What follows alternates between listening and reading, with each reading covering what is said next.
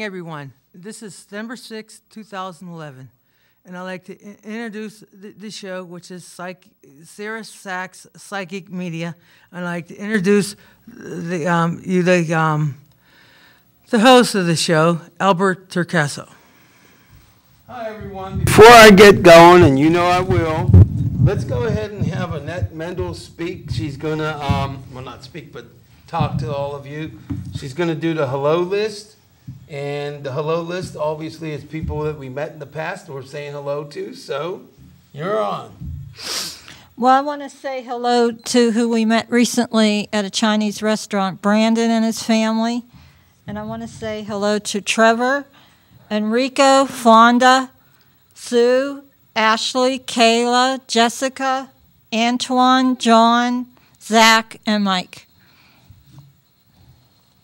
Okay, and that's all good. Well, you know, everyone, you know I'm Mr. Politics at times, and you know I've had many different types of episodes. We've had heroes on here. We've had another TV station owner on here. We've had, let's see, horror show host and ghost hunters. We've had international music. Well, today we have a psychic medium and clairvoyant, and we also have a palm reader, and we also have an attorney that has something to do with economic development. So today it's a full plate, and the star of the show today is SARA SACHS, psychic medium, and she does multiple things. And then we have Jan, I hope I get the last name right, Martinez. Yes, sir. And then we have Michelle, and I forget the last name because I'm an old man. Sailing. Say it again. Sailing. Michelle Sailing. Okay, so I made a blooper so you could crucify me tomorrow night at 8 p.m. But I won't be here. But at any rate, so let's go ahead and get to the business at hand. And the first question of the day will be coming from Annette Bernice Mendel, who will be asking Sarah a question. And then that's like, what? Okay, Sarah, I would like to know, are you involved with the paranormal and the supernatural, and if so, in what way? Well, I'm involved with a way of bringing forth spirit and doing public mediumship and readings, and to show the continuity of life, which is paramount in spiritualism, which is the faith that many of us have. And but I'm not involved with the the people that go with the little gizmos and things Investigating. I mean, I have been in houses and I have found spirit, but it's through my clairvoyance, clairaudient hearing spirit, and without any special tools, although I'm certainly not denigrating them for that. We just have different ways of working, that's all. Oh, that's interesting. And let's see, trying to figure out a good question. Well, first of all, can you explain what clairvoyance and clairaudio and all of that is? Can you kind of give us a background of all the things you do, what they actually are, and how the audience may be able to get readings or whatever, what have you is? Okay, well, clairvoyance is French for clear seeing, and that means seeing spirit, which is generally in the mind's eye or the third eye, as we call it. And clairaudience is hearing, and that is hearing spirit. And then there's sentient, which is feeling, the feeling of the presence around by, by your intuition, that sort of thing. And there's clairgustience, which is smelling, tasting, that sort of thing. And those are the different tools that we use to bring in spirit. And how many of those do you have experience and expertise in? I think all four of the basic ones. Okay. I didn't think too much of clairaudience until when I got a reading last year from a medium in Lilydale who told me that I had equally the gift of clairaudience with the clairvoyance. But for example, I might smell some tobacco smoke or something like that, and that'll bring in someone that may be used to have smoked cigarettes, and quite often that's how they passed from that habit. Those are examples of that. Oh, that sounds interesting. Well, before we go any further, a couple of things I got to do. Number one, the son of mine, way over there to the right of me, yeah, that would be Chris. The little brat is having a birthday today, so happy birthday, Chris. Happy birthday. I guess he gets a pass and be a little bit bad, but Mamma Mia, he gives me a headache. No wonder I'm over 11 trillion years old. That's why Al carries Excedrin with him every year, everywhere he goes. I don't carry that. What are you doing advertising? I don't carry that. Any rate, so happy birthday to Chris. Thank you. And also we want to acknowledge we have ourselves a wee bit audience here. We have Tony and Susie in the audience, which we may very well put Tony to work because he deserves it. And of course we got Michelle, so we're going to be getting down to the business at hand. But I have I guess kind of a strange question. You say that you have readings and you speak to the spirits, or other people would say speak to the dead. Have you ever had a situation where you've been frightened by anything in your entire life? Any readings you got or unexpectedly? And if you were frightened, why were you? What happened?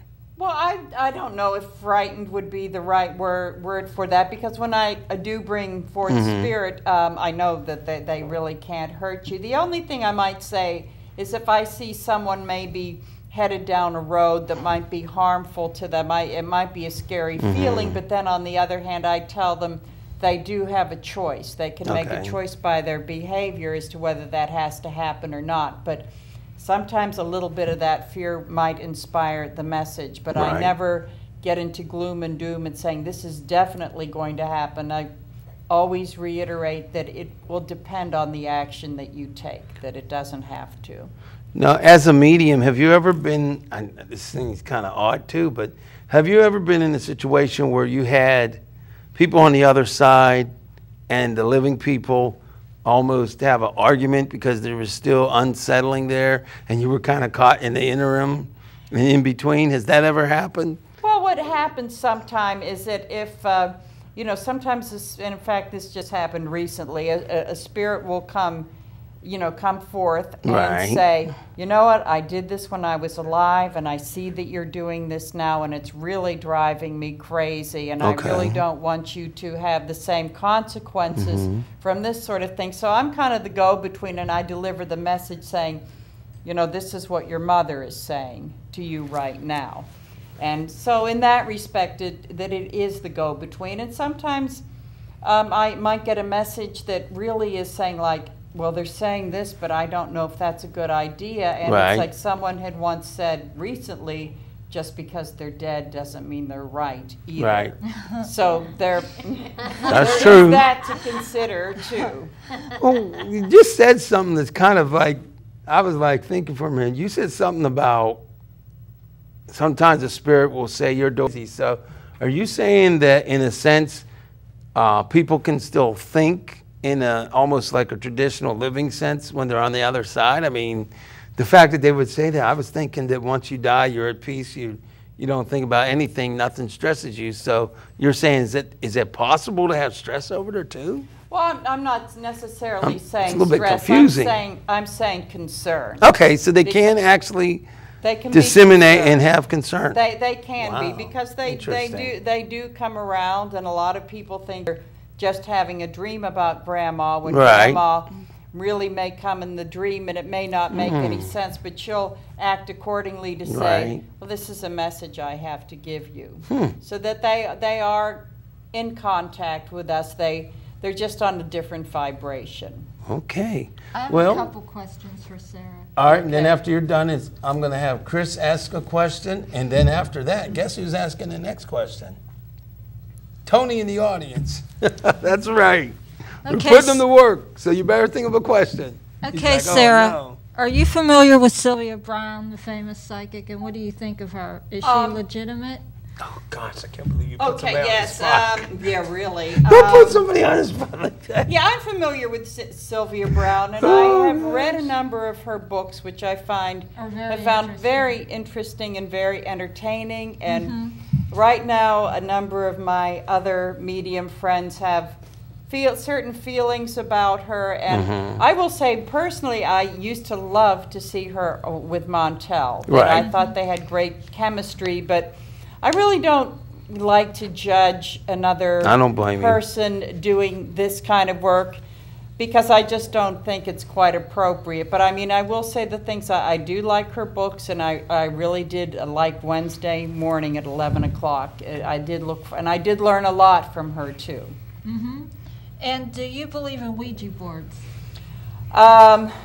Well, there's been a controversy about that. A lot of spiritualism people do not like Ouija boards, and that was one of those things back in college where it was like up at 3 o'clock in the morning playing with those things. And I don't know that they're really harmful, but it's just not anything that I'm really interested in anymore. And I think that they are an instrument that can be misused and abusive too. Yeah. So people have to be very careful with those things. Well, let me just make a quick announcement. For the people at home, we are live. It is September the 6th, 2011 or 2011. And you need to give a call at 412-231-2288. And we need calls because there's a certain someone in the studio that will give me a hard time. We don't need calls. We want calls. At any rate, a certain someone in the studio may give me a hard time. We won't go there. But he's all right. So, any rate, I do believe Chris may have a question. I hope. Wait a minute. Get the microphone. Go ahead. Ay, ay, ay. Don't break my microphone. It's not mine, but don't break it. I just broke your microphone, Al. That's not funny. You have to go. Speak on the microphone. Come on, you. Well, I have two questions for Sarah. One is, if you, the things that you do, have you been on other shows like national or international? And also, do you read cards also? Okay, I will say this. This is my first TV appearance doing this, although my debut in broadcasting was on Albert's radio show. There you go. So I've never been, this is the first time that I've ever done a show like this. And I actually started out, the first time I did any kind of readings for money, I actually started at a Reiki festival reading tarot cards. And I know a lot of spiritualists do not really like them, and that I know that in Lilydale, which is a spiritualist community, that they're not allowed to use them. But I've had teachers, and I think the reason that I like them is that there's a lot of symbolism in them, and in mediumship, it's not only seeing the spirit, but there's a lot of symbolism that we will give in our readings. And the tarot cards are helpful, and some, for parties, some parties that I do, they request that, and that's what I give them because they want the more psychic or not the dead people coming through kinds of readings. Okay. So I do use them. They're a tool. They are a tool, but a lot of times I give readings without them, but sometimes for longer ones at the end when people have questions and they ask me to use them, I do use them. Okay, well, guess what, Sarah? We're going to... Oh, go ahead, Chris, because we have three calls. Getting back to the tarot cards, what is the most positive thing came out of the tarot cards that you remember? Well, I think that some of the more positive things that have come out is when I do readings, and they're very quick readings for a lot of these, for the big events for college students, is that on a number of occasions I have seen that has given them a kind of a feeling of a direction of maybe what they could be studying, as far as what they may want to do in the future after school. So they're good for guidance purpose, for the more psychic thing. Now, before we get to the caller number one in a second here, you say that Lilydale doesn't like using them. Why do some people not like the use of them? What is their reasons for that? Well, it's just because they have very strict guidelines as far, the National Spiritualist Association, as far as that, doing readings at a place like that, it has to be strictly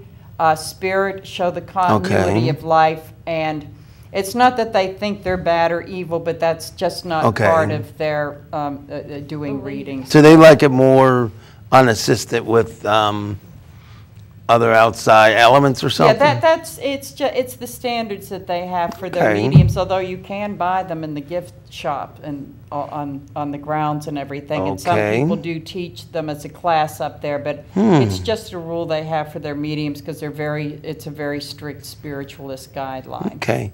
Now, when Can you you, demonstrate your tarot cards? yeah, we can get to that after the calls. Oh, okay. At any rate, since you were over there speaking, how about you answer caller number 1, Annette? Caller number 1, you're on. Oh. Caller number 1, you're on. Hello.